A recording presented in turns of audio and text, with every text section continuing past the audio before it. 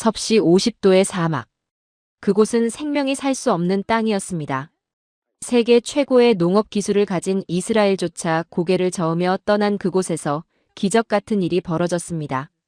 모두가 미쳤다고 손가락질할 때 단 한 사람, 한국인 사위만이 그 땅에 씨앗을 심었습니다.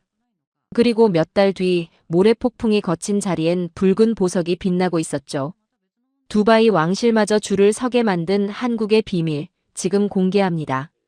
잠깐 시작 전에 구독과 좋아요 한 번씩만 부탁드립니다. 여러분의 작은 응원이 더 좋은 이야기를 만드는 큰 힘이 됩니다. 저는 라시드입니다. 아랍에미리트 농업부 차관으로 30년째 일하고 있는 64살의 공무원이죠. 제 책상 위에는 실패한 프로젝트 보고서가 산처럼 쌓여 있어요. 사막을 숲으로 만들어주겠다며 국고를 털어간 유럽의 기업들, 최첨단이라며 설치했지만 모래먼지에 멈춰버린 미국의 기계들. 저는 30년간 수많은 사기꾼을 보아왔습니다. 그래서 제 친척이자 지역 유지인 아흐메드 가문의 농장에 한국인 사위가 들어왔다는 소식을 들었을 때 저는 냉소할 수밖에 없었어요. 딸기라고요. 이 50도의 찜통에서 딸기를 키우겠다고요. 저는 귀를 의심했습니다. 딸기는 섭씨 40도만 넘어도 생육이 멈추는 식물이에요. 그런 딸기를 그늘 하나 없는 알-아인 사막 한복판에서 키우겠다니. 그것은 농업이 아니라 자살행위였죠. 더 황당한 건 그 한국인 사위의 방식이었어요. 그는 네덜란드나 이스라엘이 자랑하는 평당 1억 원짜리 스마트 글라스 하우스를 거부했습니다. 대신 그는 한국에서 가져온 투박한 파이프와 비닐 더미를 사막 위에 부려놓았어요. 비닐이라니요. 이 시대에 비닐로 농사를 짓겠다고요.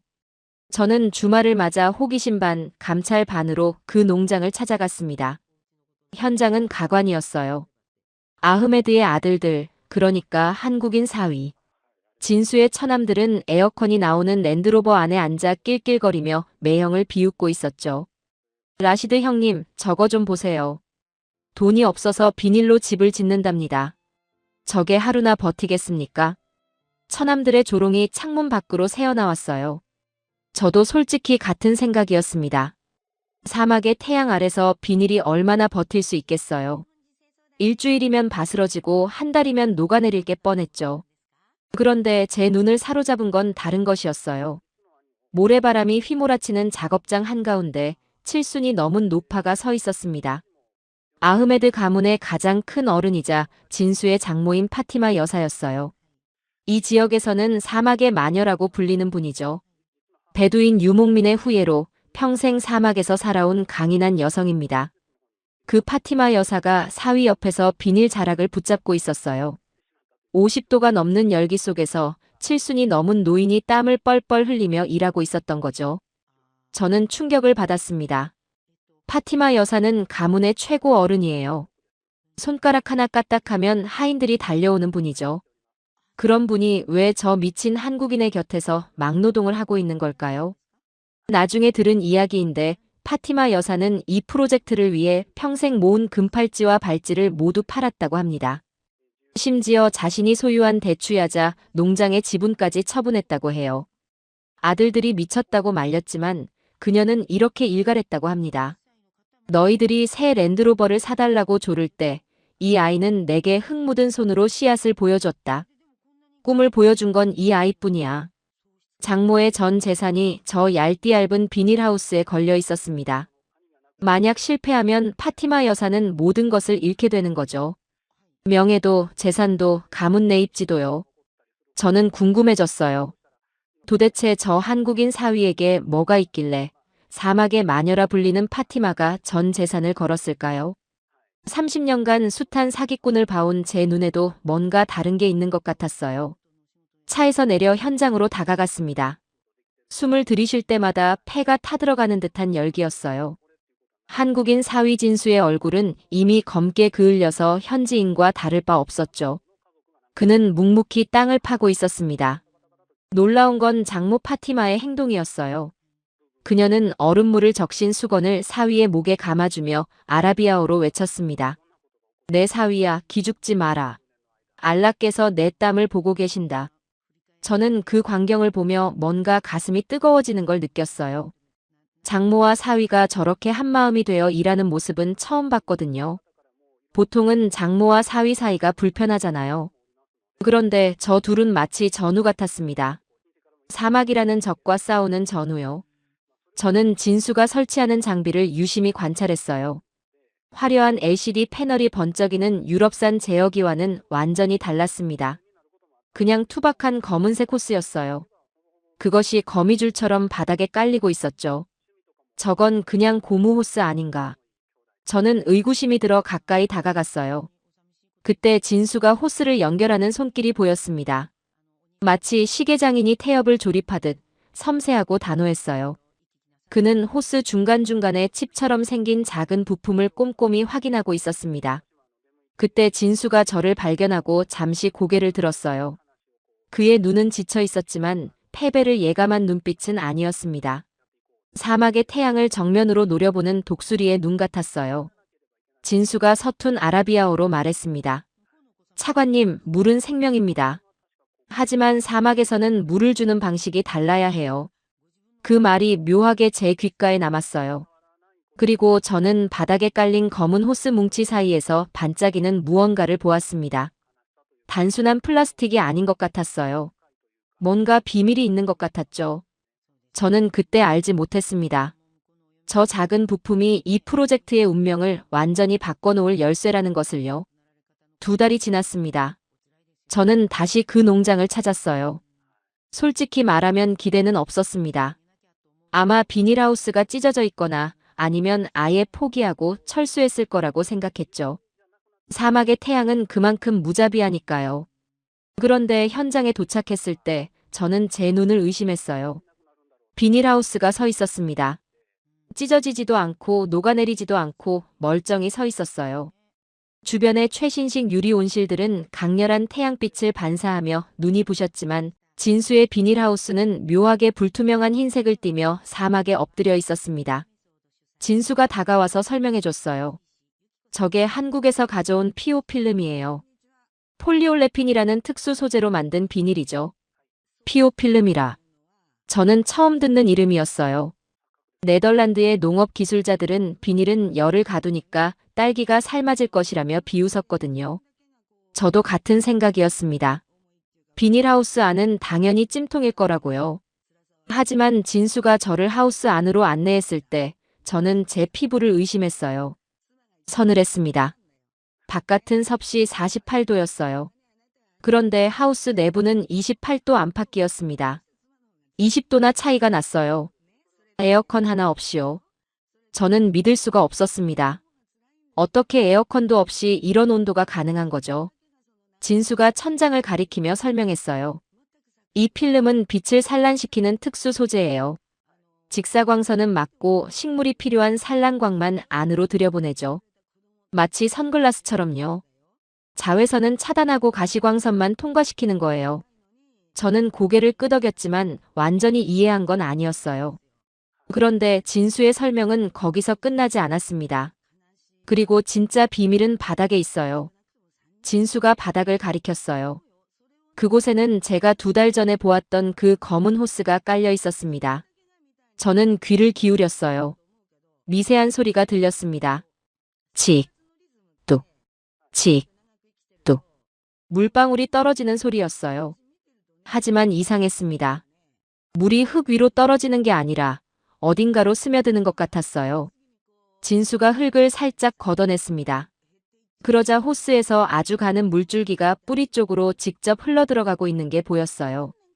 이게 점적 관수 시스템이에요. 물방울을 한 방울씩 뿌리가 있는 흙 속으로 직접 보내는 거죠. 물이 공기 중에 노출되는 시간을 최소화해서 증발량을 거의 제로로 만들었어요. 저는 그제야 이해가 됐어요. 사막에서 가장 큰 문제는 물이 부족한 게 아니에요. 물을 줘도 다 증발해버리는 게 문제죠. 아무리 물을 많이 줘도 땅에 닿기 전에 다 사라지니까요. 그런데 진수의 방식은 달랐습니다. 물을 땅 위에 뿌리는 게 아니라 땅속으로 직접 주입하는 거였어요. 이스라엘의 방식이 물을 강하게 뿜어내는 스프링클러를 쓴다면 한국의 방식은 한 방울씩 천천히 스며들게 하는 거였죠. 물 한 방울도 공기 중에 뺏기지 않아요. 진수의 말이 제 머릿속에 깊이 박혔습니다. 저는 감탄할 수밖에 없었어요. 이건 막대한 전기를 써서 에어컨을 돌리는 돈의 농업이 아니었습니다. 자연의 성질을 이용해 환경을 극복하는 지혜의 농업이었어요. 네덜란드와 이스라엘은 돈으로 환경을 바꾸려고 했습니다. 최첨단 유리 온실을 짓고 거대한 에어컨을 돌리고 첨단 정수 시스템을 설치했죠. 전기세만 한 달에 수천만 원이 들어가는 방식이에요. 그런데도 사막의 열기를 완전히 이기지는 못했습니다. 하지만 진수는 달랐어요. 환경을 바꾸는 대신 환경에 맞춰 기술을 설계한 거예요. 비용은 유럽식의 10분의 1도 안 들면서 효과는 더 좋았습니다. 저는 30년간 농업부에서 일하면서 수많은 첨단 기술을 봐왔어요. 하지만 대부분은 돈만 많이 들고 현장에서는 무용지물이었죠. 에어컨이 고장나면 모든 게 끝나니까요. 하지만 진수의 방식은 달랐습니다. 전기가 끊겨도 기계가 고장나도 기본 원리만 유지되면 작동하는 시스템이었어요. 장모 파티마는 하우스 구석에서 쪼그리고 앉아 잡초를 뽑고 있었습니다. 그녀의 눈에는 사위에 대한 자부심이 가득했어요. 칠순이 넘은 노인이 50도 가까운 열기 속에서 일하고 있는 거였죠. 보통 사람이라면 에어컨 아래서 쉬고 있을 나이인데요. 저는 파티마 여사에게 다가가 물었어요. 여사님, 왜 이렇게 직접 일하십니까? 일꾼을 시키시지요. 파티마가 웃으며 대답했습니다. 내 사위가 흘리는 땀을 보고 있으면 나도 가만히 있을 수가 없어. 저 아이는 내 아들들과 달라. 말만 번지르르하게 하지 않고 묵묵히 행동으로 보여주거든. 그 말에 저는 뭔가 찔리는 기분이 들었어요. 저도 30년간 책상 앞에서 보고서만 썼으니까요. 현장에서 땀 흘려본 적이 언제였는지 기억도 안 났습니다. 저는 그 눈빛을 보며 생각했습니다. 파티마 여사의 선택이 틀리지 않았을지도 모르겠다고요. 하지만 아직 안심하기엔 일렀어요. 진짜 시험은 아직 오지 않았으니까요. 사막에는 태양보다 더 무서운 적이 있습니다. 바로 모래폭풍이죠. 샤말이라고 불리는 그 폭풍은 모든 것을 집어삼킵니다. 유리 온실이든 비닐하우스든 사람이든 가리지 않아요. 그리고 또 하나, 이 땅의 지하수에는 염분이 잔뜩 들어있어요. 소금기 가득한 물로 농사를 지으면 호스에 작은 구멍이 막히고 땅이 죽어버리죠. 이스라엘 농업 전문가들이 이 땅을 포기한 것도 바로 그 염분 때문이었습니다. 진수의 비닐하우스가 그 시험을 통과할 수 있을까요? 저는 아직 확신할 수 없었습니다. 하지만 한 가지는 분명했어요. 이 한국인 사위는 보통 사람이 아니라는 것. 그리고 그의 뒤에는 전 재산을 건 장모의 믿음이 있다는 것을요. 저는 하우스를 나서며 뒤를 돌아봤습니다. 흰색 비닐하우스가 사막의 노을 아래서 이상하게 아름다워 보였어요. 마치 사막 한가운데 피어난 하얀 꽃처럼요. 위기는 예상치 못한 곳에서 왔습니다. 기술이 아니라 사람에게서요. 수확을 앞둔 시점이었어요. 딸기 모종이 자라고 하얀 꽃이 피기 시작했습니다. 모든 게 순조로워 보였죠. 그런데 갑자기 아흐메드 가문의 긴급 가족회의가 소집되었어요. 저도 자문역으로 참석해달라는 연락을 받았습니다. 회의장에 들어서자마자 분위기가 심상치 않다는 걸 느꼈어요. 살벌했습니다. 진수의 처남들, 그러니까 아흐메드의 아들들이 잔뜩 화가 난 표정으로 앉아 있었죠. 그리고 그들 옆에는 낯선 서양인 남자가 있었습니다. 이스라엘에서 온 농업 컨설턴트 골드만이었어요. 그는 중동 전역에서 활동하는 유명한 전문가였습니다. 수십 개의 대형 농장 프로젝트를 성공시킨 경력이 있다고 알려져 있었죠. 골드만이 화려한 프레젠테이션을 시작했습니다. 대형 스크린에 그래프와 데이터가 가득 찬 슬라이드가 떴어요. 여러분, 데이터를 보십시오. 그의 목소리는 자신감으로 가득 차 있었습니다. 알아인의 지하수는 염분 농도가 극도로 높습니다. 리터당 3000ppm이 넘어요. 일반적인 관수 호스는 일주일이면 염분 결정에 막혀서 터져버립니다. 저렴한 한국산 호스라면 더 빨리 막히겠죠. 처남들이 고개를 끄덕이며 맞장구를 쳤어요. 골드만이 계속했습니다. 지금 당장 저 흉물스러운 비닐을 걷어내고 우리 회사의 정수 시스템을 도입하지 않으면 땅을 영원히 못 쓰게 됩니다. 염분이 토양에 축적되면 복구가 불가능해요. 수십 년간 농사를 지을 수 없게 되는 겁니다. 처남들이 벌떡 일어났어요. 어머니, 들으셨죠? 매형이 우리 땅을 망치고 있어요. 당장 멈추게 하셔야 합니다. 둘째 처남이 소리쳤습니다. 우리가 처음부터 반대했잖아요. 비닐하우스라니 말이 돼요. 체면이 말이 아니에요. 다른 가문들이 우리를 비웃고 있다고요. 저는 구석에 앉아있는 진수를 바라봤어요. 그는 주먹을 꽉 쥔 채 입을 다물고 있었습니다. 얼굴이 벌겋게 달아올라 있었죠. 분명 반박하고 싶은 말이 많을 텐데 타이밍을 잡지 못하고 있는 것 같았어요. 진수는 엔지니어였지 말로 싸우는 데는 익숙하지 않았으니까요. 논리적인 척 가장한 공격 앞에서 그는 방어할 언어를 찾지 못하고 있었습니다. 골드만이 결정타를 날렸어요. 한국 기술이 훌륭하다는 건 인정합니다. 하지만 사막은 다릅니다. 경험 없는 엔지니어의 고집일 뿐이에요. 저는 20년간 이 지역에서 일해왔습니다. 저를 믿으십시오. 회의장이 술렁거렸어요. 처남들은 승리를 확신한 표정이었습니다. 그들은 이미 다음 단계를 계획하고 있는 것 같았어요. 비닐하우스를 걷어내고 골드만의 시스템을 도입하고 그 과정에서 커미션도 챙기겠죠. 진수는 고개를 떨구고 있었어요. 그의 주먹이 하얗게 질려 있었습니다. 저는 그 모습을 보며 안타까웠어요. 그에게 반박할 기회를 주고 싶었지만 저도 객관적인 입장을 유지해야 했거든요. 솔직히 저도 마음이 복잡했습니다. 골드만의 말에도 일리가 있었으니까요. 염분은 호스의 작은 구멍을 막는 침묵의 살인자예요. 이스라엘 기술조차 염분 문제를 완벽히 해결하지 못했습니다. 과연 진수의 검은 호스가 그 독을 견딜 수 있을까요? 저도 확신이 없었어요. 그때였습니다. 달그락. 찻잔이 테이블에 부딪히는 소리가 회의실을 울렸어요.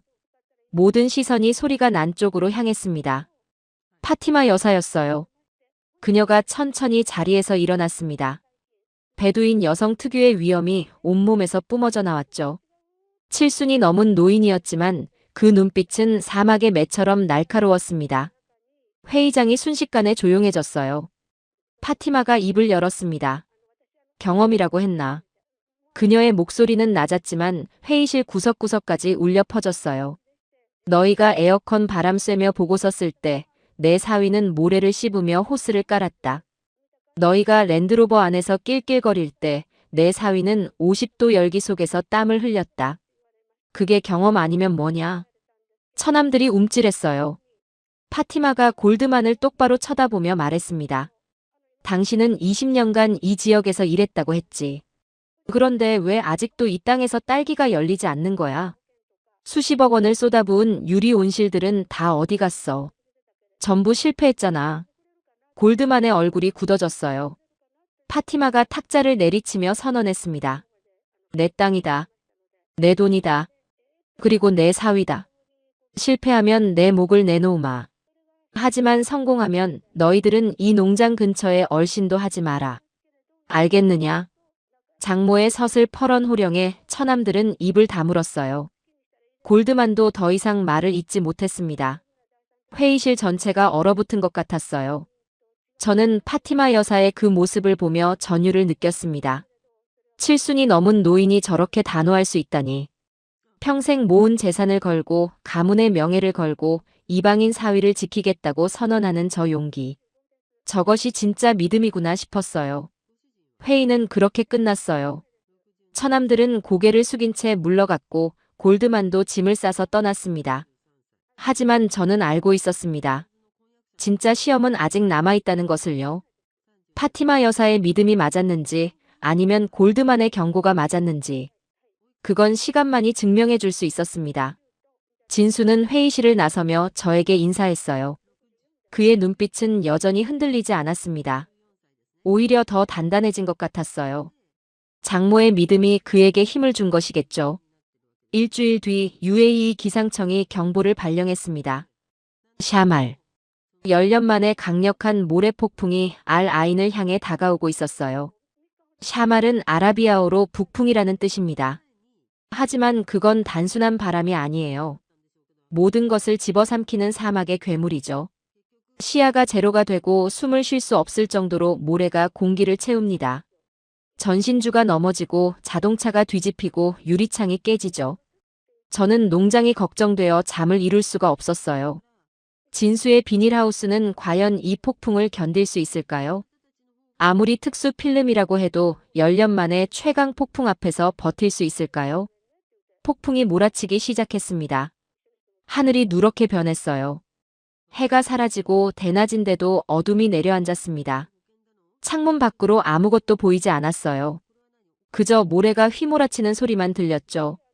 마치 수만 마리의 귀뚜라미가 우는 것 같은 소리였어요. 전력이 끊겼습니다. 이것이 결정적이었어요. 전기에 의존하던 최첨단 유리 온실들의 비상이 걸렸습니다. 냉방 시스템이 멈추자 온실 내부 온도가 순식간에 치솟았어요. 20분 만에 60도까지 올라갔습니다. 식물이 버틸 수 있는 한계를 훨씬 넘어선 온도였죠. 비상 발전기를 돌리려 했지만 미세한 모래가 필터를 막아버렸어요. 기계들이 과부하로 터져나가기 시작했습니다. 윙윙거리는 경고음이 사방에서 울렸죠. 수억 원짜리 작물들이 문자 그대로 삶아지고 있었습니다. 저는 진수의 농장이 걱정되어 견딜 수가 없었어요. 비닐하우스는 분명히 찢겨나갔을 거예요. 그 얇디-얇은 비닐이 이 폭풍을 어떻게 버티겠어요. 바람이 조금 잦아들자마자 저는 구조대를 대동하고 농장으로 향했습니다. 차 앞이 제대로 보이지 않아서 시속 20km도 못 냈어요. 평소 30분 거리를 2시간이나 걸려서 도착했습니다. 현장에 도착했을 때 저는 제 눈을 의심했어요. 진수의 비닐하우스가 서 있었습니다. 펄럭거리고 있었지만 찢어지지 않았어요. 유선형으로 설계된 구조가 바람을 정면으로 받지 않고 흘려보내고 있었습니다. 그리고 팽팽하게 당겨진 밴드들이 하우스를 지탱하고 있었어요. 마치 활시위처럼 팽팽하게요. 주변의 최첨단 유리 온실들은 어떻게 됐을까요? 참담했습니다. 유리가 깨지고 프레임이 휘어지고 내부는 엉망진창이었어요. 수십억 원짜리 시설이 하룻밤 만에 폐허가 된 거죠. 저는 진수의 비닐하우스 안으로 들어갔어요. 전기가 끊겼지만 하우스 안은 여전히 견딜 만한 온도였습니다. 35도 정도였어요. 물론 쾌적하진 않았지만 식물이 살아남을 수 있는 온도였죠. 유리 온실 내부가 60도까지 치솟은 것과는 완전히 달랐습니다. 저는 그 이유를 곰곰이 생각해봤어요. 유리 온실은 밀폐되어 있잖아요. 열이 들어오면 빠져나갈 곳이 없어요. 그래서 에어컨이 멈추면 순식간에 찜통이 되는 거죠. 하지만 비닐하우스는 달랐어요. 완전히 밀폐되지 않았거든요. 아래쪽에 작은 환기구가 있어서 뜨거운 공기가 자연스럽게 빠져나갔습니다. 게다가 PO 필름 자체가 열을 산란시키니까 애초에 들어오는 열 자체가 적었죠. 단순한 것 같지만 엄청난 차이였어요. 에어컨에 의존하면 전기가 끊기는 순간 끝이에요. 하지만 자연 원리를 이용하면 전기 없이도 버틸 수 있죠. 그리고 바닥의 호스를 보았어요. 전기가 필요 없는 점적 관수 시스템은 여전히 작동하고 있었습니다. 물탱크의 낙차 압력만으로 한 방울, 한 방울 생명수를 공급하고 있었어요. 칙, 뚝, 칙, 뚝. 기계가 멈춘 세상에서 오직 중력과 과학만이 작동하고 있었습니다. 저는 전율을 느꼈어요. 이것은 단순한 행운이 아니었습니다. 최악의 상황을 가정한 완벽한 설계였어요. 전기가 끊기면 에어컨이 멈추면 발전기가 고장나면 진수는 그 모든 상황을 미리 계산해 둔 거였죠. 저는 30년간 수많은 농업 프로젝트를 봐왔습니다. 대부분은 최신 기술, 최첨단 장비를 자랑했어요. 하지만 그 기술들은 모두 전기에 의존하고 있었죠. 전기가 끊기면 모든 게 멈추는 시스템이었어요. 그런데 진수의 시스템은 달랐습니다. 전기 없이도 작동하는 시스템이었어요. 중력만 있으면 물을 공급할 수 있고 태양빛만 있으면 온도를 조절할 수 있었죠. 가장 원시적인 것 같지만 가장 견고한 시스템이었습니다. 네덜란드와 이스라엘의 기술자들은 최첨단 시스템을 믿었습니다. 전기가 끊기지 않을 거라고 발전기가 고장나지 않을 거라고 가정했죠. 하지만 진수는 달랐어요. 모든 것이 망가져도 기본 원리만으로 작동하는 시스템을 만들어둔 거였습니다. 저는 그제야 깨달았어요. 진짜 기술이란 무엇인지를요. 화려한 기계와 번쩍이는 패널이 아니었습니다. 최악의 상황에서도 생명을 지켜내는 것. 그것이 진짜 기술이었어요. 하우스 한 구석에서 인기척이 느껴졌습니다. 진수와 파티마 여사가 있었어요. 둘 다 밤을 꼬박 새운 듯 초췌했지만 표정은 밝았습니다. 차관님, 딸기들이 살아있어요. 진수가 말했어요. 그의 목소리에는 안도와 자부심이 섞여 있었습니다. 저는 고개를 끄덕였어요. 그리고 속으로 생각했습니다. 골드만의 경고가 틀렸다고요. 이 한국인 사위는 정말로 해낼지도 모르겠다고요. 폭풍이 완전히 지나간 다음 날 아침이었어요. 저는 다시 농장을 찾았습니다. 어젯밤 폭풍의 흔적이 곳곳에 남아 있었어요. 모래가 무릎까지 쌓인 곳도 있었고 넘어진 전신주도 보였죠. 하지만 진수의 비닐하우스는 여전히 서 있었습니다. 저는 하우스 문을 열었어요. 그리고 그 자리에서 모자를 벗고 경의를 표할 수밖에 없었습니다. 황토색 모래먼지가 가라앉은 하우스 안. 초록색 잎사귀 사이로 붉은 점들이 보였어요.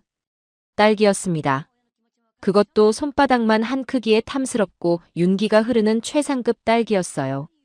한국의 서량 품종이라고 했습니다. 빨갛게 익은 딸기들이 초록 잎 사이에서 보석처럼 빛나고 있었죠. 저는 믿을 수가 없었어요. 섭씨 50도가 넘는 사막에서 10년 만에 최강 모래 폭풍을 견뎌내고 딸기가 열렸습니다. 이스라엘의 첨단 기술도 네덜란드의 자본도 해내지 못한 일을 한국인 사위와 그의 장모가 해낸 거예요. 저는 딸기밭 사이를 걸으며 하나하나 살펴봤습니다. 모든 딸기가 건강하게 자라 있었어요. 잎사귀는 싱싱한 초록색이었고 열매는 탐스럽게 익어 있었죠. 병충해의 흔적도 없었어요. 완벽한 수확이었습니다.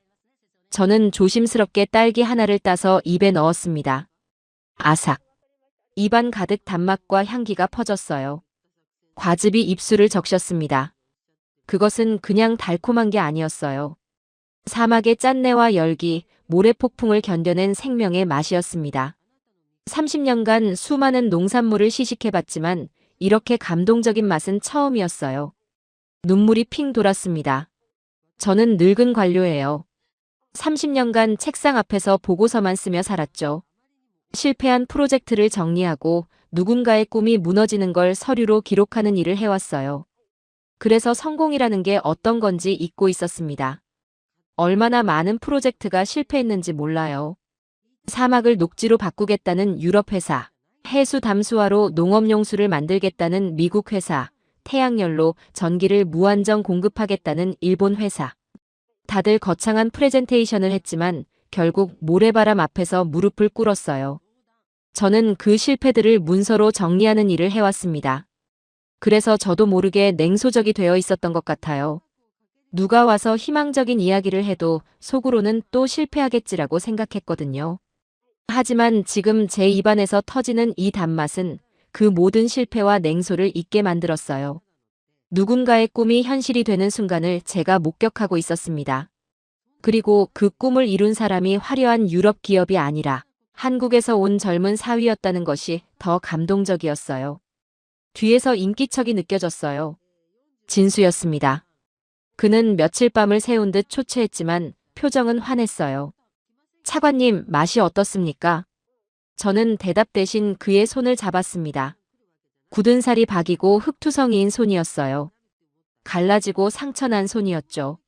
하지만 그것은 어떤 보석보다 아름다운 농부의 손이었습니다. 진수, 자네가 이겼네.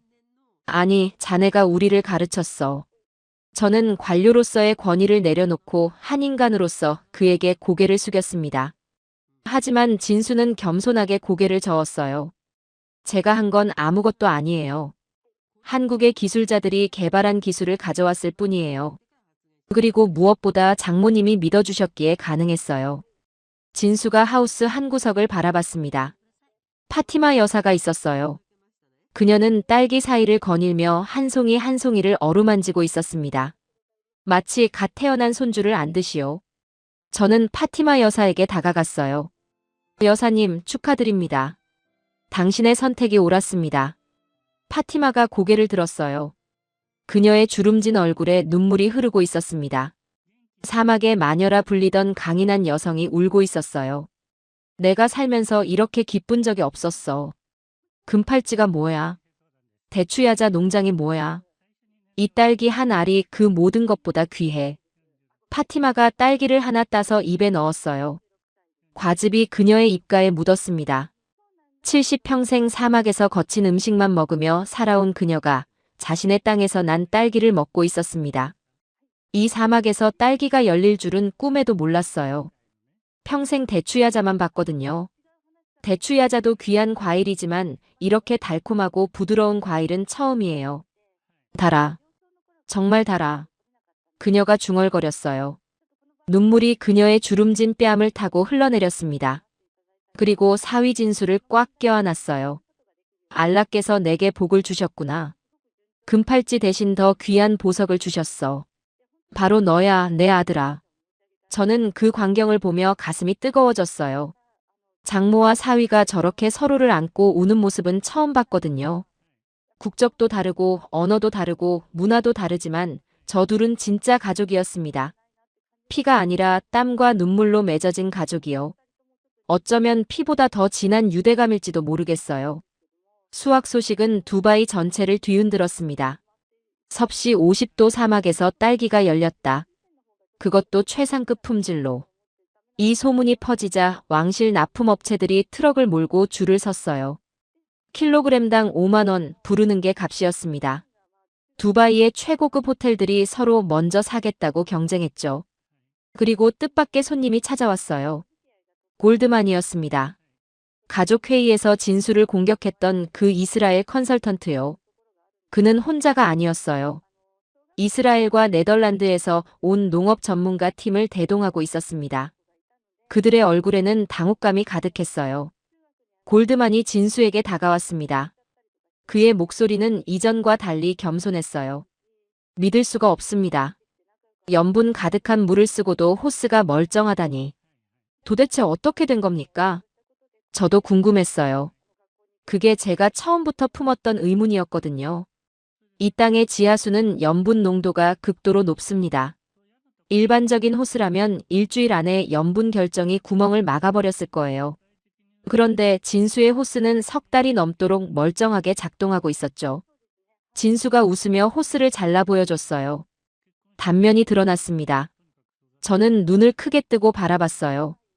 호스 안에는 미로처럼 복잡한 유로가 설계되어 있었습니다. 물이 직선으로 흐르는 게 아니라 나선형으로 돌면서 흘러가게 되어 있었어요. 진수가 설명했습니다. 이게 한국의 압력 보상 및 난류 형성 기술이에요.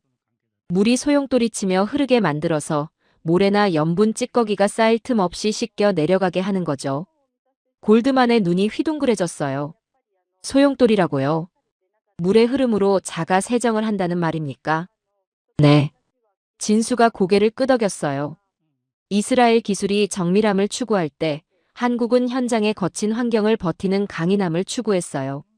모래가 많은 땅, 염분이 많은 물, 그런 조건에서도 막히지 않는 호스를 개발한 거죠. 저는 그제야 깨달았어요. 제가 처음 농장을 방문했을 때 보았던 반짝이는 부품의 정체를요. 그것은 단순한 플라스틱이 아니었습니다. 수천 번의 실패와 실험 끝에 만들어진 한국 엔지니어들의 집념이었어요. 한국의 농업 환경도 쉽지 않다고 들었어요. 산이 많고 평지가 적어서 작은 땅에서 최대의 효율을 뽑아내야 했대요. 그 과정에서 점적 관수 기술이 발전했고 비닐하우스 기술도 발전했죠. 사막 같은 극한 환경은 아니지만 나름대로의 어려움을 극복하며 기술을 발전시켜온 거예요. 그 기술이 이제 사막에 적용된 겁니다. 한국에서 검증된 기술이 사막이라는 새로운 환경에서도 통한 거죠. 골드만이 한숨을 내쉬었습니다. 우리가 틀렸습니다. 최첨단만 고집했지 현장의 조건은 무시했어요. 한국의 기술은 우리가 간과한 것을 해결했군요. 네덜란드 전문가도 고개를 끄덕였어요. 비닐하우스도 마찬가지입니다. 우리는 유리 온실이 최고라고 생각했어요. 유리가 더 투명하고 더 견고하고 더 세련되니까요. 하지만 모래폭풍 앞에서 유리는 너무 취약했죠. 깨지면 끝이에요. 반면 비닐은 찢어져도 수리할 수 있어요.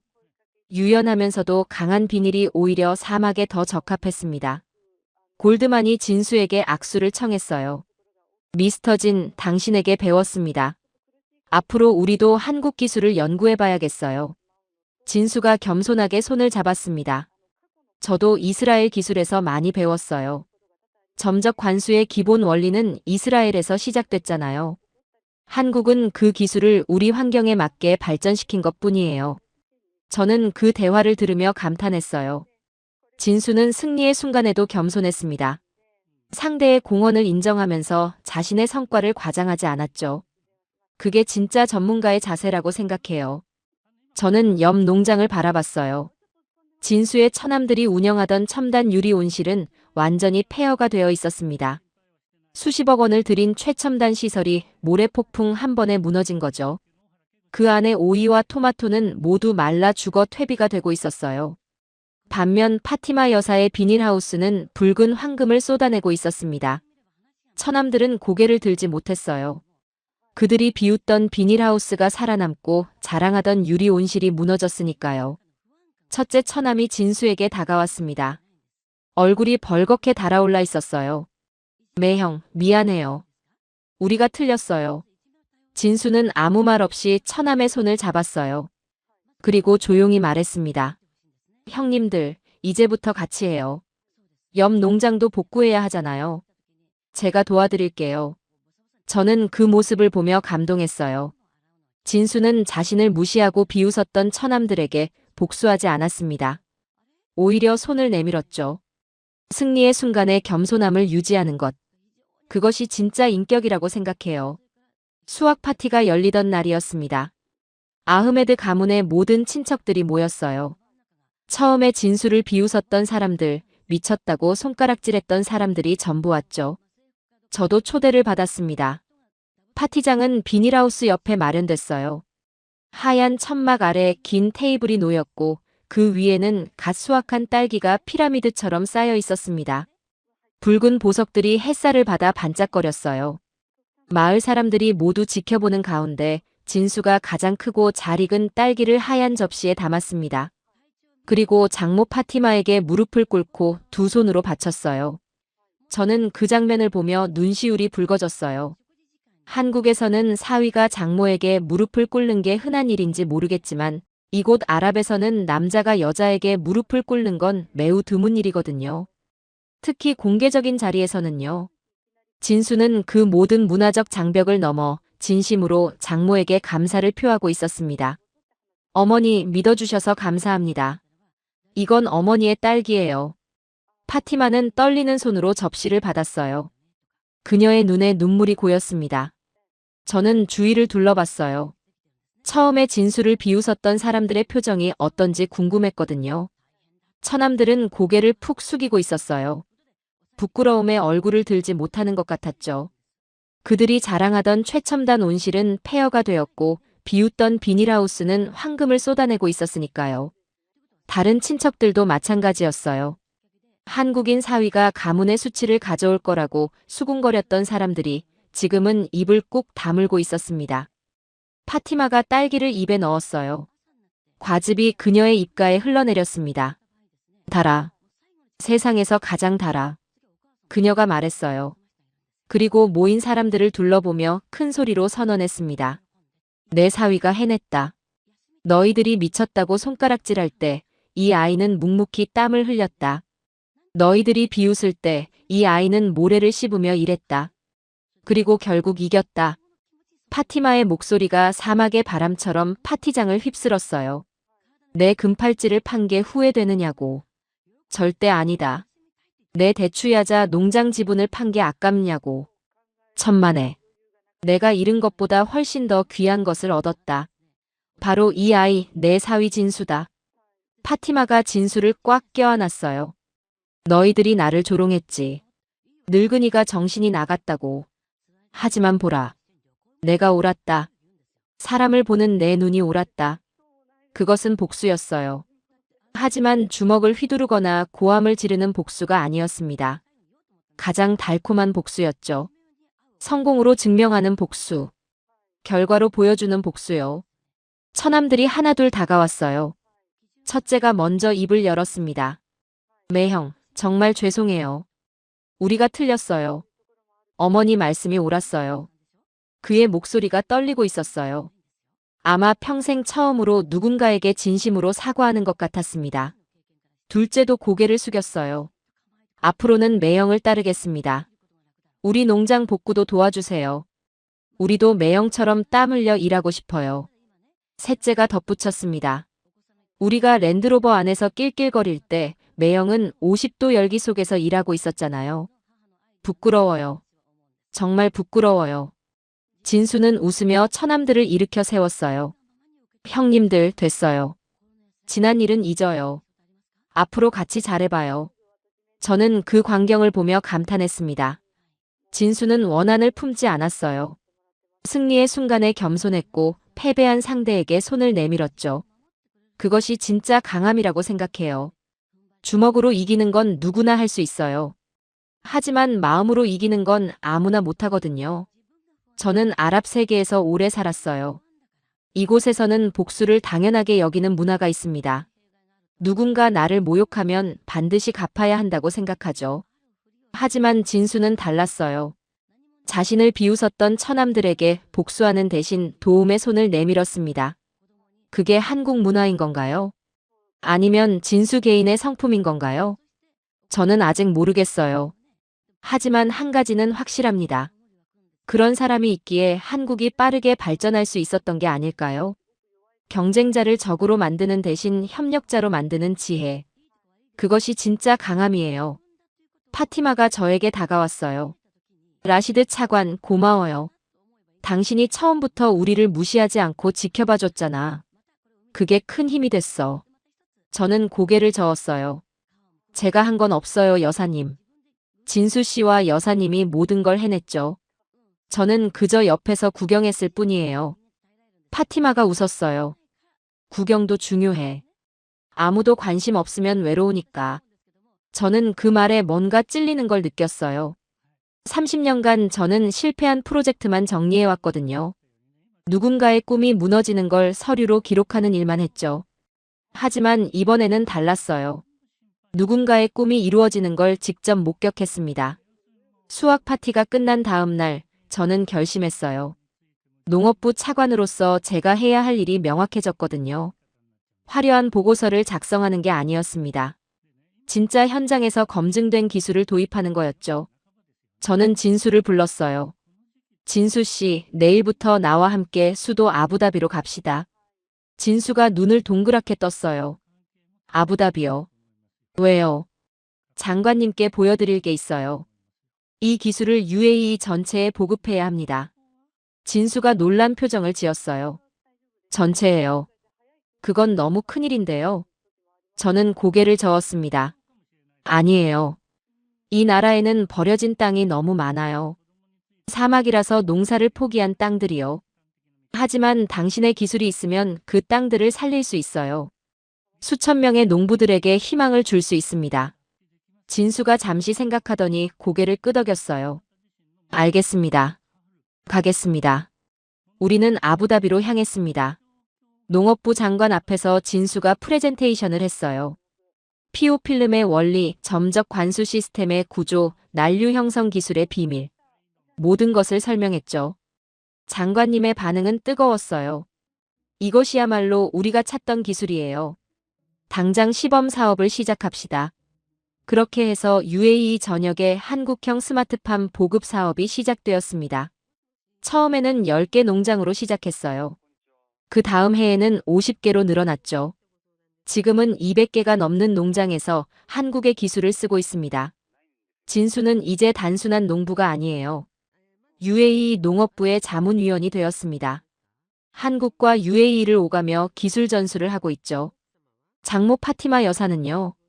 그녀의 농장은 이제 UAE에서 가장 유명한 딸기 농장이 되었습니다.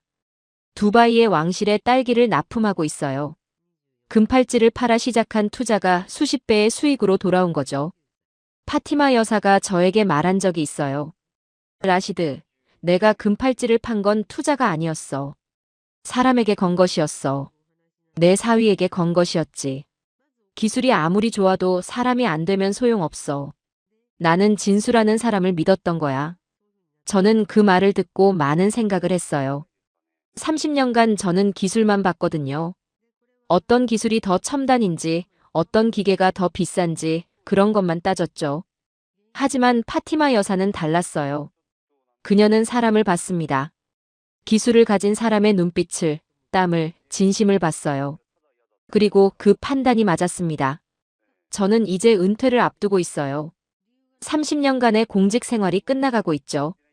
하지만 후회는 없습니다. 마지막에 좋은 걸 봤으니까요.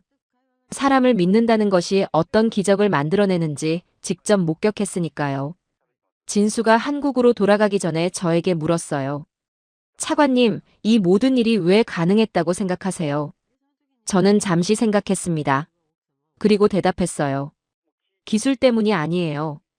기술은 도구일 뿐이죠. 진짜 이유는 신뢰예요. 당신을 믿은 장모님의 신뢰, 그리고 그 신뢰에 보답하려는 당신의 진심. 그 두 가지가 만나서 기적을 만든 거예요. 진수가 웃었어요. 맞아요. 저도 그렇게 생각해요. 한국 기술이 아무리 좋아도 그걸 믿어주는 사람이 없으면 소용없었을 거예요. 장모님이 계셨기에 가능했어요. 저는 진수의 손을 잡았습니다. 당신 같은 사람이 있어서 한국이 자랑스럽습니다. 그리고 당신 같은 사위를 둔 파티마 여사도 자랑스럽고요. 진수가 수줍게 웃었어요. 사막의 바람이 우리 사이를 지나갔습니다. 뜨겁지만 상쾌한 바람이었어요. 저 멀리 비닐하우스가 보였습니다. 하얀 꽃처럼 사막에 엎드린 그 모습이 참 아름다웠어요. 이것은 기술의 승리였습니다. 하지만 동시에 신뢰의 승리이기도 했어요. 사람을 믿어준 장모의 마음, 그 믿음에 보답한 사위의 땀. 그 두 가지가 만나 사막의 기적을 피워낸 거죠. 저는 이제 압니다. 한국이라는 나라가 왜 이렇게 빠르게 성장했는지를요. 기술만 좋은 게 아니에요. 그 기술을 쓰는 사람들의 진심이 다르거든요. 끝까지 포기하지 않는 끈기, 최악의 상황까지 대비하는 꼼꼼함, 그리고 무엇보다 믿어준 사람에게 보답하려는 성실함. 그것이 한국의 진짜 경쟁력이라고 저는 생각합니다. 기술만 좋은 게 아니에요. 그 기술에 담긴 마음이 다른 거예요. 그래서 한국이 세계에서 인정받는 거겠죠. 수천억 원을 가진 석유 재벌들도 해결하지 못한 문제를 대한민국의 중소기업 기술과 한국 청년의 땀방울이 해결해냈습니다. 사막의 모래바람도 막을 수 없었던 그 끈기. 섭씨 50도의 열기도 꺾을 수 없었던 그 집념. 그것이 바로 오늘날의 대한민국을 만든 힘이 아닐까 싶습니다. 세계 어디에 내놓아도 자랑스러운 우리 기술과 사람들의 이야기, 앞으로도 계속 전해드리겠습니다. 오늘 이야기가 가슴 벅차셨다면 구독과 좋아요로 저희에게 힘을 실어주십시오. 여러분의 작은 응원이 더 감동적인 대한민국 이야기를 찾아내는 큰 힘이 됩니다. 저는 다음 시간에도 가슴 뜨거운 사연으로 찾아오겠습니다. 시청해주셔서 감사합니다.